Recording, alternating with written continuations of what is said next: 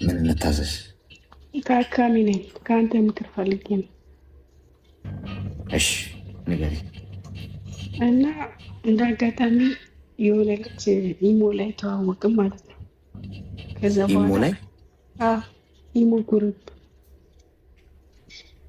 እሺ ከዛ በኋላ ኢሞ ላይ እንዴት ተዋወቃችሁ? የሆነ ጉሩፕ አለ፣ ዝም ብሎ የሚመጣል ያለ ቁጥር ዝም ፕሮፋይል። ድምፅሽ ኤርፎን ነው የምትጠቀሚ? አዎ ላውልቀው? ኤርፎን ነው። እሺ እሺ።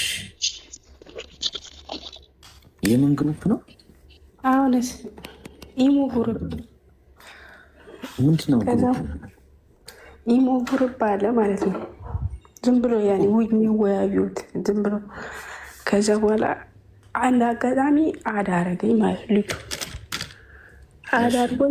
አዳርጎኝ ገባና ሀይ አለኝ። ሀይ ተባባልን።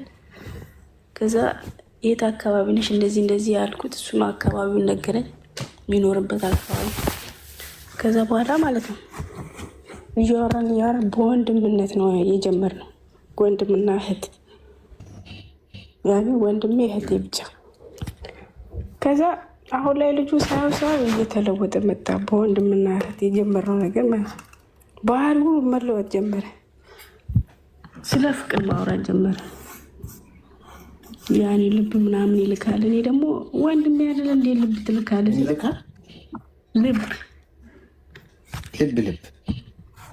ልብ እንትኑ አሻንጉሊቱ ልብ ኢሞጂ። እሺ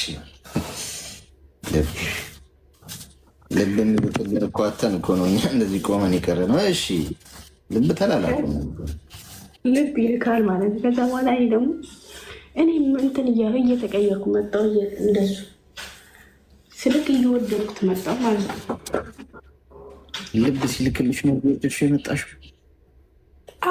ያኔ በወንድምና እህት መጀመሪያ የተጀመረው።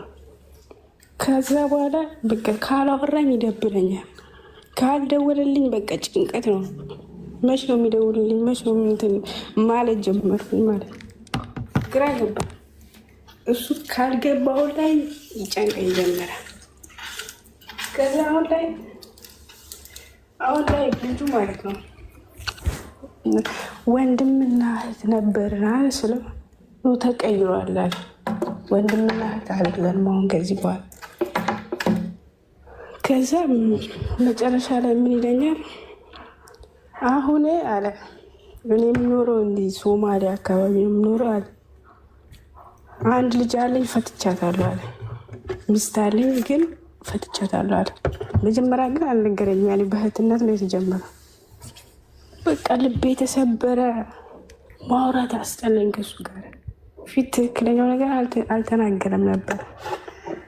አሁን ላይ በቃ ትዳር ነበረ ይፈታው ሲል ደግሞ በቃ ያለውን ነገር ፍቅሩ እንደ ጂኒ ሮጦ ነው የወጣው። የእሱ ያለኝ ክብር ምናምን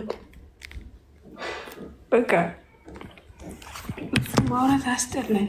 ግን አንዳንዴ ይደብረኛል እሱ ሳይደውር ምናምን። አሁን በዚሁ ለቀን ነው የነገረኝ ይሄን ነገር። ይህን ጉድ አላውቅም ነበረ መጀመሪያ እንዳገባ እንደፈታ። እኔ ገና ልጅ ነኝ፣ ሲንግል ነኝ፣ ምንም ነገር ወንድ አይቼ አላውቅም። እሱ ግን አግብቼ ልጅ አለኝ አለ። በቃ ምን ትመክረኛለህ? ምን ትመክረኛለህ?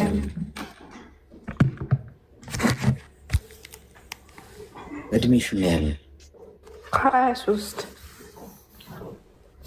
የዜጎች እድሜ ከ23 እኮ አልዘላለ። እሺ ምንድነው የምትፈልጊው? ምክር ያኔ ምን ትለኛለህ? በልጁ ጉዳይ ያው ፍቅሩ አለ። እስካሁን ልረሳው አልቻልኩ። ምኑን ነው የወደድሽለት? ስነ ምግባሩ፣ ምክሩ ምናምን ቁም ነገር ነው የሚያወራው። ይመክርሻል? አዎ በጣም ስለ ለውጥ፣ ስለ ቢዝነስ ምናምን ነው የሚያወራው። ስለዚህ በምክሩ ነው ፍቅሩ የገባው አንቺ ጋር? አዎ መጀመሪያ እኮ እህቴ ወንድሜ ነበረ። እንደዛ ነው የወረርሽኙ ልክፍት የሚጀምረው። እሺ ሚዩት አድርጊና አንደኛ ኢሞ ላይ የውይይት ግሩፕ ብላችሁ ከገባሽ መወያይቶ ተወያይቶ መውጣት ነው። የሆነ መስመራችንን መሳት የለብንም ማለት አቋም ሊኖረን ይገባል። አሁን መንፈሳዊ ግሩፕ ውስጥ ገብታችሁ ለትምህርት ከሆነ የገባችሁት መማር ገብታችኋል፣ ተምሮ መውጣት። ጸሎት ለማድረግ ከሆነ ጸሎት ማድረግ ነው። መጽሐፍ ቅዱስ ለመማር ወይ ቁርአን ለመቅራት ምናምን ከሆነ እዛ ላይ የገባችሁበትን ፐርፐዝ አድርጋችሁ መውጣት ብቻ። ይሄ በውስጥ መስመር ሀያለኝ ጀነጀነኝ ምናምን እያላችሁ ከማታውቁት ሰው ጋር ያ ሰው ምን ያሳልፍ፣ ምን ይኑረው፣ የት ይኑር፣ ምን ያርግ፣ ማንነቱን የማታውቁት በስልክ ብቻ በተነገራችሁ ነገር ተመስጣችሁ። አሁን ይደብረኛል አለች እሷ። በገዛ ስልኳ የወጣችሁ ለሌላ ዓላማ ነው። ከሀገሯ ስትወጣ ግን በገዛ ስልኳ ኢሞ ላይ ማን ምን እንደሆነ ማታውቀውን ሰው ተዋውቃ ይደብረኛል አሁን ከእሱ ጋር በመለያየቴ ምናምን። ኢሞ ላይ እኮ ነው የምታገኝ። ኢሞ ብትደልቱት እንደ ሀሳብ ስራ ማሰሩ ከሆነ ቢዝነስ ማሰሩ ከሆነ ምንም ጥቅም ከሌለው ለምን አታጠፉት? በህይወታችሁ ውስጥ ሁሉ ነገር እኮ ተፈቅዷል አይደል? ግን ሁሉ አይጠቅም። አሁን ምድር ላይ ሁሉ ነገር ተፈቅዶልናል አይደል? ግን ሁሉም አይጠቅምም። መምረጥ አለ። ኢሞ የምትጠቀመው ለምንድን ነው የሚለውን ጠይቁ ራሳችሁ። ለምንድን ነው ኢሞ የምትጠቀሙት? እናንተ የቢዝነስ ሰው ሆናችሁ ከሰው ጋር ለመገናኘት ስራ ለመስራት ከሆነ ገቢ የሚያመጣላችሁ ከሆነ ኦፍኮርስ ተጠቀሙት። ግን ጉዳቱ ከሆነ የሚበዛው ዲስተርብ ከሆነ የምትሆኑት ከህልማችሁ ያሰናክላችሁ ከዓላማችሁ ከአቋማችሁ እንደዚህ ግራቀኝ እንድትሉ የሚያደርጋችሁ ከሆነ አጥፉት። በቃ አለቀ። ቤተሰቦቻችሁን ደውላችሁ በየቀኑ አትደውሉላቸው ነገር ቤተሰቦቻችሁ ጋር ዋንስ ዊክ ወይ በወር አንዴ ብትደውሉ ነው። ያኔ ደግሞ የሆነ ነገር ተጠቅማችሁ ደውላችሁ ሰላም በቃ አለቀ፣ ተገላገላችሁ። ስለዚህ አጥሺው ኢሞሽን እንደ ሀሳብ ውይይት አያስፈልግሽም። ውይይት ትምህርት ራስሽ አሁን ጎግል ላይም እየገባሽ ዩቲዩብ ላይም እየገባሽ መማር የምትፈልገው ነገር ተማር። መንፈሳዊ ትምህርትም ከሆነ ከዛ ውጭ የመጣሽበትን ነገር አትርሺው። ተግባባን? ግልጽ ነው። አሌክስ በጣም አመሰግናለሁ። አድናቂ ነኝ። እሺ እኔም በጣም አመሰግናለሁ። በርቺ። እሺ ቴንክ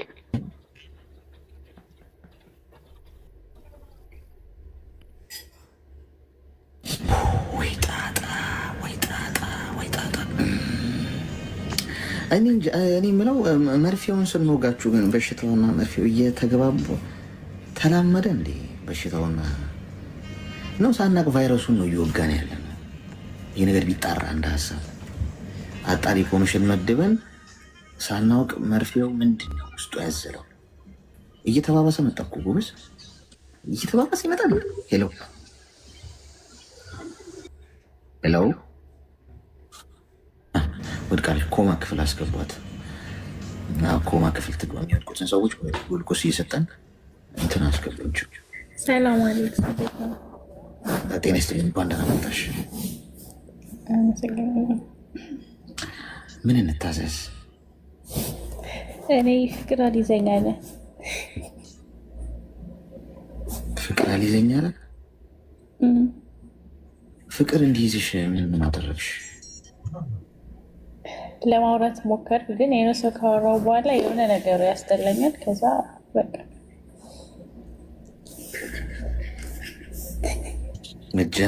ተጀናጀንሽ ወይም ተጀናጀንኩ፣ ግን የተወሰነ ትንሽ ቀን ምናምን ካጀናጀንኩ በኋላ የሆነ ሰው የሆነ ነገሩ ያስጠላኛል። ከስንት ሰው ጋር ተጀናጀንሻል እስካሁን? እውነቱን ተናገር። 3 4 3 4 የሚባል ቁጥር አለ እንዴ? አንዱን መረጭ እንጂ ያኔ በደንብ ማለት ጀናጀናለሁ፣ ግን የሆነ ነገራቸው ሲያስጠላኝ ይተዋቸዋለሁ፣ ቦሌታቸዋለሁ። ምናቸው ነው ያስጠላሽ? አላውቅም፣ ግን በቃ ቆንጆ ናቸውን ብለህ ወይም የሆነ ነገራቸው ብለህ ታንትንትልና ትቀርባቸውና ከዛ የሆነ ነገራቸው ያስጠላኛል። የሆነ በቃ በሆነ ነገራቸው አንቺ የምትቀርቢያቸው ቆንጆ ናቸው ብለሽ ነው? አይ አይደለም።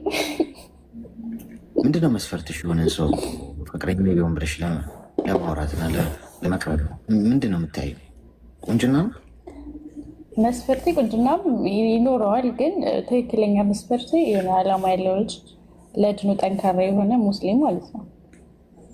እሺ በቃ የሆነ ትክክለኛ ሰው ስለ ወደፊት አብሮ ባለ የሚሆን የሚችል ሰው፣ ጥሩ አመለካከት ያለው፣ ለሴት ልጅ ክብር ያለው፣ ለቤተሰቦች ከፍቅር ይልቅ ክብርን የሚያስቀድም ቆንጆ። አሁን ከገጠሙሽ ሰዎች ይሄ ያለው የለም አሁን የጠቀሽው አላቸው፣ ግን የሆነ ቆንጆ እንደሆኑ የሆነ እንትን የሌላቸው ትክክለኛ ሰው ያልሆኑ የሚያስጠሉ ሰው ሆኖ ደግሞ ዓላማ ያላቸው ብቻ የሆነ ነገራቸው ላይ ይጥላቸዋል። የሚያስጠሉ ሰው ማለት መልከ ጥፉ ማለት ሽ ያው ታዲያ አሟልቶ አይሰጥም ብለሽ አሁን ፈጣሪ ብለሽ ሁሉም ነገር አሟልቶ ለሰው ልጅ ፐርፌክት አድርጎ አይደለም የሚሰራ። የሆነ ሰው የሆነ ጉድለት ያሁን ቆንጆ የሆነ ሰው ምንም ዓላማ የሌለው አውደልዳይ ምንም ለሰው ልጅ ክብር የሌለው ሆኖ ይገኛል። አንዳንድ ሰው ደግሞ መልክ ደም ግባት የለውም ብለሽ የምታስቢው ሰው ደግሞ በጣም ጥሩ ልብ ያለዋል። አሟልቶ ይሄ ግን እይታ ነው። ሁሉም ሰው ቆንጆ ነው።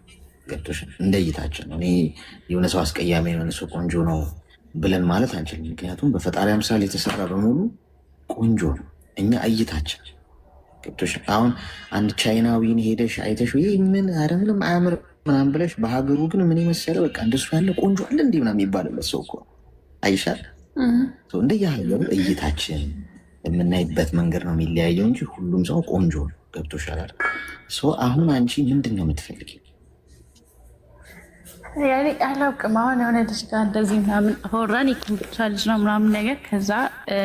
ከዚህ ሁለታችን ሄድን የሆነ ልጅ ጋር ተገናኘን፣ ተዋወቅን፣ አወራን ምናምን ነገር በስልክ ማለት ነው።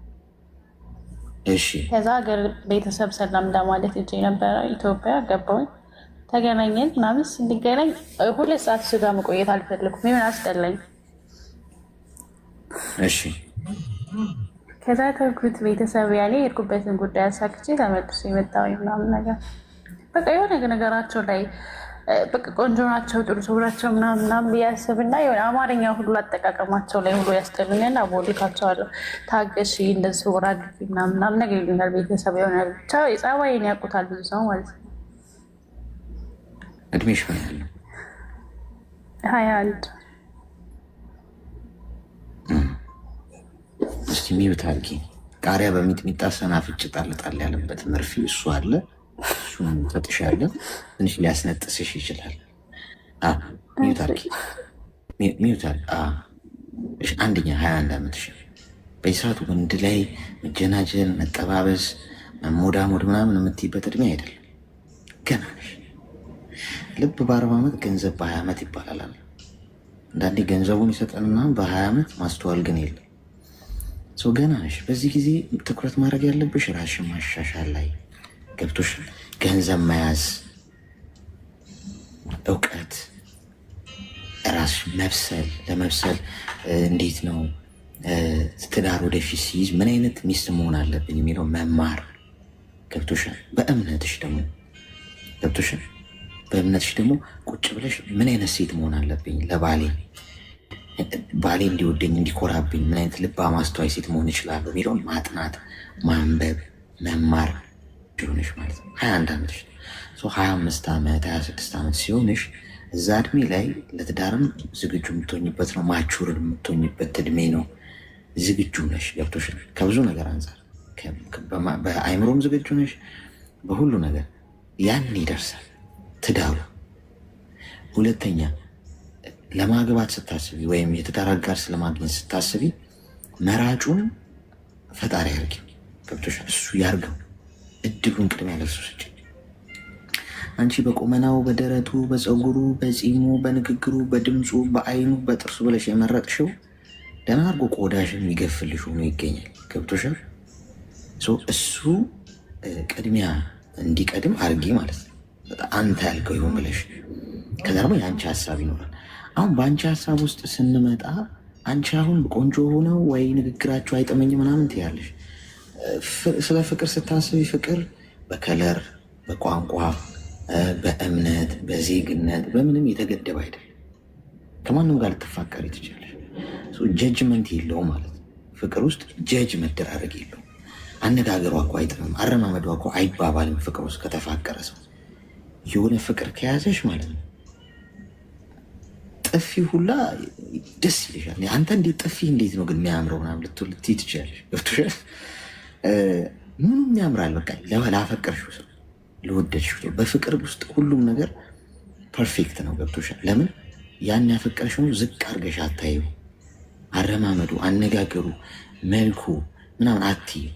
ምን ነው ግን የወደደችለት ብላችሁ አታውቁም? አንዳንዴ የሆኑ ሰዎችን ስታዩ ምን ነው ግን አሁን ከዚህ ጋር እንዲቆያር እሱ ምኗን የወደደላት ምናምን ብላችሁ ተገርማችሁ አታውቁም? የሆነ በእናንተ አይምሮ ጀጅ አድርጋችሁት እነዛን ሰዎች እንዴት ወደደችው ግን እሱ ምንም እኮ አይጥምም እኮ ሲታይ ራሱ እኮ አያምር ምናምን ምን ወዳው ነው እንደዚህ የምትንገበገብለት ብላችሁ አታውቁም? ሰዎችን ነው የምላችሁ። ያው እኛ ጀጅ ስለምናደርግ ግን ፍቅር ውስጥ አያችሁ ፐርፌክት ነው፣ ሁሉ ነገር ሻርፕ ነው።